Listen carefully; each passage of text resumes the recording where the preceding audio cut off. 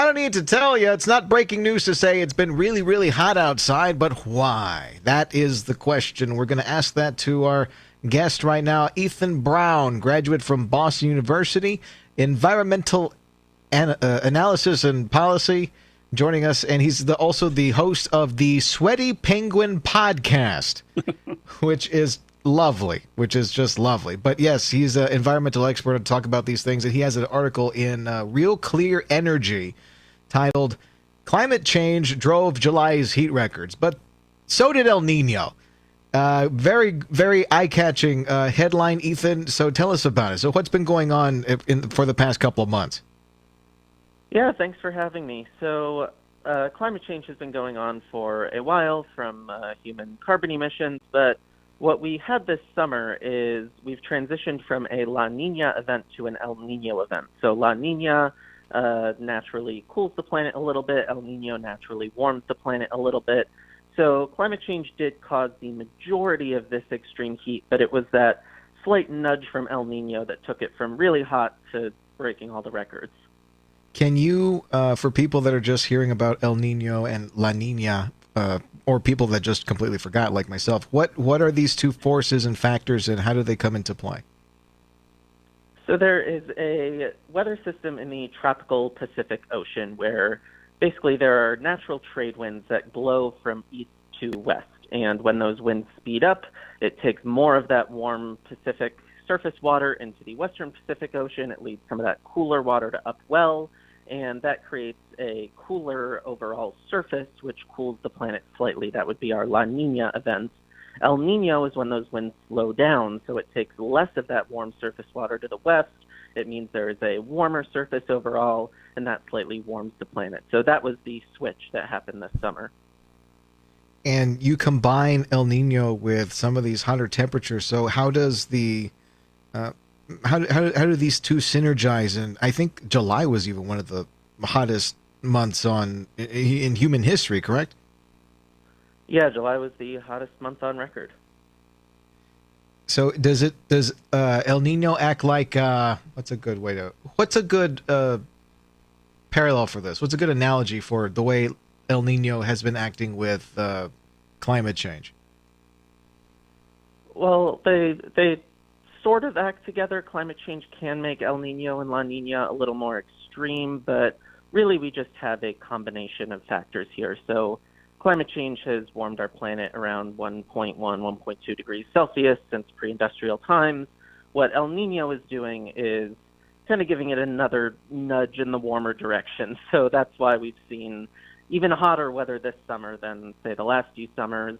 El Nino happens on a much shorter time scale than climate change. That's more of like a 7-year cycle as opposed to something that's been going on for decades. So that's why these two things are pretty much distinct from each other, but we see that when both of them are put together, it leads to this record-breaking summer.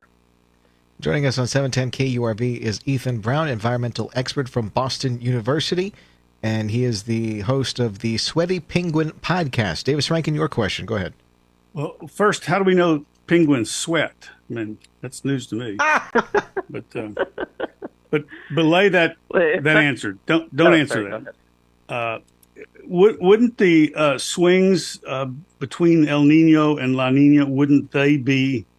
Couldn't one say that they're being made worse by climate change? There's some preliminary research that's showing that they're made a bit worse, but the El Nino-La Nina oscillation is a natural phenomenon that we've seen, and we can go back to 2016 was the last time we had a really severe El Nino, and even though climate change has kind of progressed from 2016 to the present, 2016 itself was actually the warmest year on record up until I'll wager that 2023 is going to top it, but 2016 was beating out the last few years, which were La Nina years. So even though climate change is worsened, La Nina kind of tampered those temperatures a little bit. Go ahead, Davey, before I go. Assuming you're right, what's the consequence of that when it comes to policy making? For example, There's people who want like us to move off carbon fuels immediately, and I take them at their word, meaning immediately. So, what's the consequence of you being right in your analysis? That's a great question. So I think that we don't want to look at the heat events this summer and suggest that there is more concern now than there was, say, 3 months ago, because again, this is El Nino nudging this weather to be a bit warmer. At the same time, we would not have wanted to last summer or the summer before look at slightly cooler temperatures from La Nina and say, oh, we don't have to be concerned because it's cooler than 5 years ago. So really, if we take the science at its word, we do know that carbon emissions are causing climate change that creates a variety of consequences around the world, and we want to do sensible policy to try to mitigate that and adapt to it. But I wouldn't take any kind of anomaly from El Nino or La Nina and try to make policy off of that beyond just understanding that this summer is going to be worse, and we need to, let's say, adapt to make sure everyone's electricity is working so they can have air conditioning, everyone is staying safe, there's heat shelters, all that good stuff. I've been wanting to shoot somebody this question that has an idea of what's going on, because I read, it was in Scientific American, that, and I think the numbers were from NASA, something to that effect. When we were all shut in during COVID, and nobody was driving anywhere, no planes were flying, no boats were going anywhere, anything like that, at least I think for America, I don't know if it was for America or the whole globe, but anyway, this is besides the point. We had about 5.4% reduction in carbon emissions, and I believe the year over year that needed to be done, as proposed by NASA, was, I think, around 7-something%. So if everybody's inside and if nobody's going anywhere, and if, trains aren't going, or not trains, if planes aren't going, and if nobody's going anywhere and they're all stuck inside, and that's what it takes to create 5%, what does 7% year over year, and I'm rounding obviously, look like for reducing carbon emissions? I believe the number was closer to 15 or 20% that I saw, but regardless, the point is the same. We don't want to have a future like the 2020 lockdown by any means. I'm fully with you there. So what we need to figure out, and what we essentially have to an extent, is how do we reduce emissions while developing and moving forward and creating economic opportunity and making our lives better, not worse, as happened during 2020.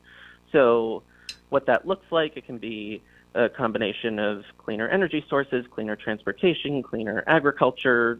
There's so many different solutions out there, and there's many, many different ways that we could implement them politically. It doesn't have to be all regulations and making people sacrifice. It can be smart policy that actually tries to improve the environment and the economy at the same time. I think everyone wants clean air, clean water, and a healthy environment. Everyone wants a strong economy, and I expect that we can do both. How do you get it to an acceptable point without making it feel like we're at gunpoint doing it? So I think part of that is we aren't talking enough about the progress that's already happened. The United States has cut emissions by about 16% since 2005 when they peaked. And we're better than then, I think, we've developed. So this is totally doable to reduce emissions while improving our economy and not necessarily sacrificing, but actually creating better technologies that help our communities have cheaper energy, have more equity, have better economic situations. So that's kind of what I hope to see. I think in order to meet some of our global climate goals, we need to move at a bit of a faster pace than that. We need to get other countries on board more and hold them accountable. But certainly we're trending in the right direction, and I hope that we can do that in a way that continues to kind of meet all of our needs rather than picking one over another.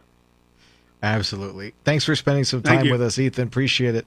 Ethan Brown is an environmental expert from Boston University. Check out his article at realclearenergy.org. Climate change drove July's heat records, but so did El Nino.